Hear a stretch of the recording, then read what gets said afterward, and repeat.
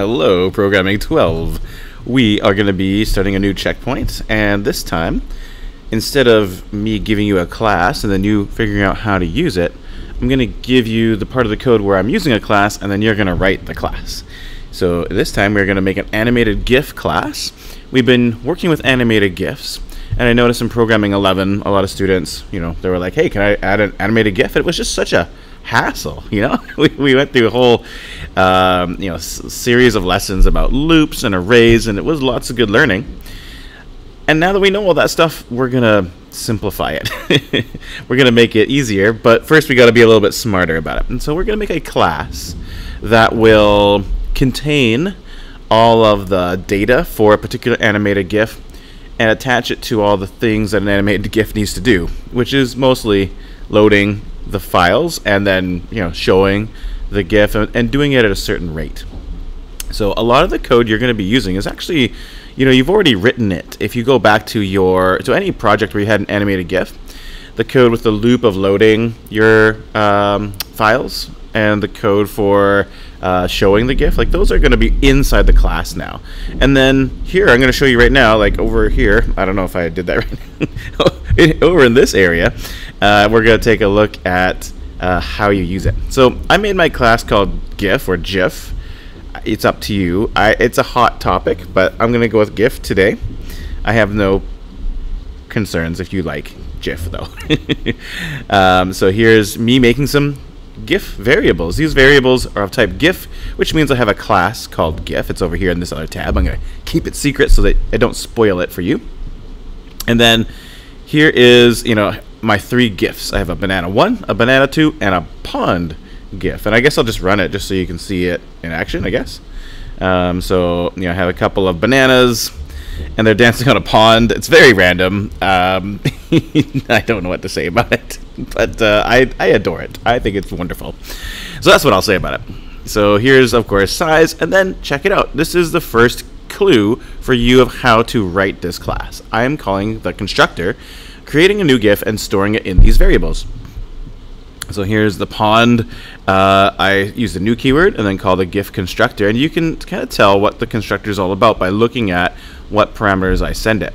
Now you don't know from these words, so I'll make that clear what the order of the parameters are. So I'll just put a little comment down here, so you can see that there's two strings. The strings are going to be sort of a prefix and a postfix, if those are too fancy. A before and after string.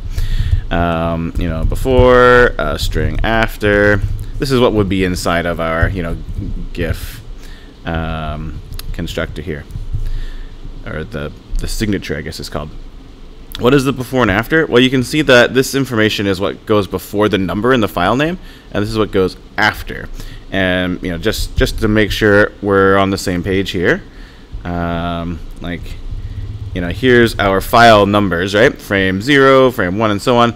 Everything that comes before the number here, this number, that's going to be my prefix, and everything that goes after is going to be my, or no, I guess I'm using the word before. So everything before the 0 or the 1 or the 2 or whatever, that's my before string, and everything afterwards is the after string.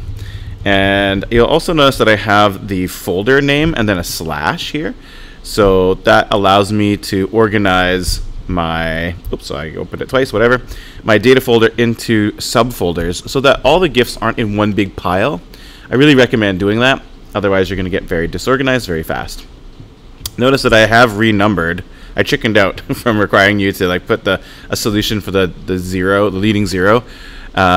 So you can just renumber them. But, awesome thing to do to save yourself many future minutes of renumbering, especially if you have GIFs that you want to use that are 100 frames long or more. We could solve that problem for sure. And some of you already came up with the solutions. You can build that solution into your project. Anyways, moving on, we have the before string, the after string. That's what that's about. And then what are the other things? So 16 is the number of frames. That's an int. I'll just call it frames. So this means there's 16 images, and you could tell that's correct because it goes from 0 to 15, right? So if including 0, that's 16 numbers. The next thing is going to be a speed. So if I put 5 for the speed, for example, That means every 5th frame, we will update the GIF. We'll move on to the next frame. The fastest speed is 1, and everything else is, increasingly slow. So that's what that speed means. We used it with the modulus operator in the code for showing it, so you can check that out. And then the next things are x and y. So this is where it's going to be. And then, I put a comma wrong. And that's going to be one constructor. You can see like the numbers end. They're going to have another constructor which includes all that information plus a width and a height. And here, that's why the koi pond thing takes up the whole screen, because I've used that one. So that's one constructor. The other one is the same, but it also will include a width and a height that it will draw it at. So 2 constructors that you're going to create. And I made sort of the 2 different dancing bananas just to demonstrate. Like one dancing banana, well, both things have 8 frames, but then the one on the left-hand side is going at 5, and the one on the right-hand side is going at 10. So every 10 seconds, or every 10 frames, sorry, it updates, and every 5 frames this one updates. I'll make it more extreme. I'll put 2, and 10. So the one on the left is the 2, and you'll see that every second frame it's updating, so it's really crushing it. It's going wild. The one on the right-hand side is every 10 frames, so he's just a little more chill, like, yeah, I'm dancing. So there it is. And, of course, if you were to add in extra parameters, like 50-50, then that would kick in the second constructor, which would then scale it to a smaller size. Oh, it's a tiny banana. It's a tiny banana over in the corner there. Or you can make a giant banana. It's really up to you, folks. You can make it however you want to make it. Okay, so, wow. And see how easy it is just to load things?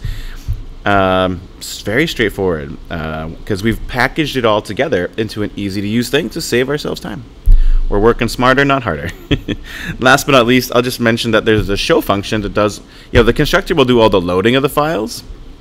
The show function will basically just show a particular frame and then advance to the next frame. So it'll have to remember what frame, the GIF will have to remember what frame it's on, and that'll have to be an instance variable, otherwise how will it know? So that's an important thing to keep in mind. Okay, so that's going to be your job to create the Gif class, and I wish you the best of luck on that. If you're starting to get the hang of this, I bet this won't take too long. But I bet if you're not getting the hang of it, you'll have a lot of questions, and that's okay too, because that's learning, right? So go at it, try hard, and let me know when you're stuck, and we'll try and figure it out together. Okay? Thanks, everybody. Bye.